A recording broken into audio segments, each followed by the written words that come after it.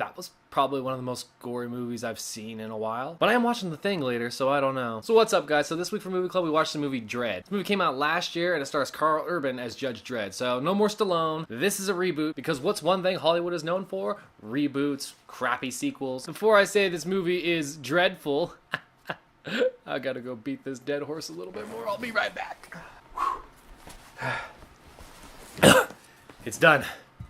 I finally beat that joke to death. Just kidding. Honestly, I actually really liked this movie. I was really surprised when I watched it. Now, as I watched this movie the first time, I wanted to see what would happen, how Karl Urban would be as Judge Dredd, and I actually really liked him. I thought he was really great. Now, while this movie was being made, or maybe during production, or maybe when he was even reading the script, Karl Urban said he would not take off his helmet. He wanted Judge Dredd to be like a symbol. He didn't want him to just be like a man, like a mortal. And you know what? Because Karl Urban didn't take off his helmet, it made him like intimidated. It made him actually a little bit scarier. He was the judge, jury, and executioner. And I gotta put a lot of emphasis on the executioner part, because there's a lot of blood, there's a lot of guts, there's a lot of bullets flying, and it's pretty cool. So the story of this movie is actually kind of simple. It's the world is kind of a shithole right now, or at least this city is. The city that they really focus on is actually a terrible place that nobody really wants to be.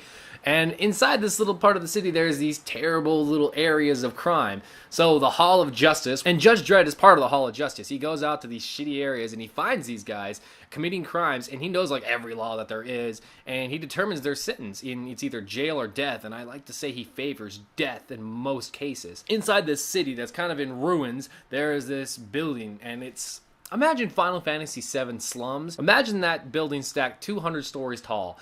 And it's full of like the worst people imaginable, but also like civilians that have no choice but to be there. It's kind of the ghetto. They can't afford to live anywhere else. So long story short though, Judge Dredd gets a new recruit, and their first task is to go into this shitty building and check out these 3 homicides that happen. And the chick that he actually takes along was pretty hot. That was the one thing I was like, okay, this chick's pretty cute. The one aspect I didn't like about her was that she was like a mutant psychic, I guess? Yeah, she was a psychic for sure, and they kind of make fun of her and call her a mutant.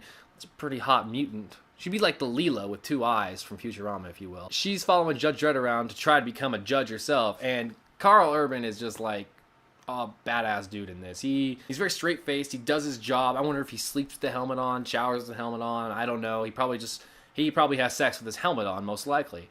And he has to deal with this girl who almost didn't even pass the test to become like a cop, I guess. But they're going to give her a shot to be a judge because she has these special abilities, these psychic abilities to see things. And when I first heard the word psychic, I was like, this is going to be really stupid. But I still kept watching it, and throughout the movie, I actually liked it. I thought it was pretty cool. I wish I had a couple beers as I was watching it, but it's like 10 a.m. here, and I don't want to do that because that would make me an alcoholic. I'm getting off topic as I continue. Lena Headey is actually the main bad guy in this, or bad girl, if you will, and she's bad. She's bad too. She's not one to be fucked with in this movie, I can tell. But she's a badass chick, and she has this scar on her face, and she like started out as a prostitute, and her pimp beat her up, and she got revenge on him, like bit his dick off or some shit. So Lena Headey actually like runs this shit. This 200-story building in the middle of this city that's full of all these scumbags, Lena Headey fucking owns it. She disperses drugs out of there. She owns like every gang there, every little crime that goes on in there she knows about or is behind it or something.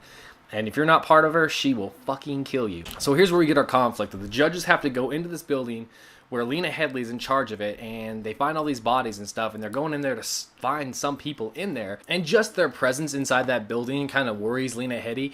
So she has to like lock down the building and says, hey, anybody who takes out the judges, I'll pretty much open up the building again and everything can go back to normal. This movie has a lot of like slow motion scenes, and usually it's like, okay, those are pretty cool, but they're really irrelevant to the story, or relevant to have. Slow motion is actually a drug in this movie. I think they just call it slow-mo. So these tweakers can get all drugged up and like look at their hands for half an hour, or I don't know. So in the end, what I really liked about this movie was they did a couple things that they didn't have to do. They went that extra mile to be like, oh, well, here's why slow motion is kind of a thing. It's a drug and blah, blah, blah. And they kind of just did it to like help the story along. They didn't do it just because they could. They wanted to enhance the story. So I give them props for that. And I really thought it was really good. It was great casting all along. Had a decent story. And this movie also stays true to what it is. I mean, it's a shoot 'em up kind of movie. They're not going to throw in these big life lessons in this movie. You're gonna go in there, you're gonna eat your popcorn, you're gonna drink your beer, and you're just gonna watch bullets fly and people die. That's really all I have to say for this movie. I can recommend it to adults. Obviously, can't recommend it to children because it is very, very gory, very, very violent, and quite a bit of drug use too. So great pick this week. Can't wait to see what we do next week, and I'll talk to you later, Movie Club. Bye.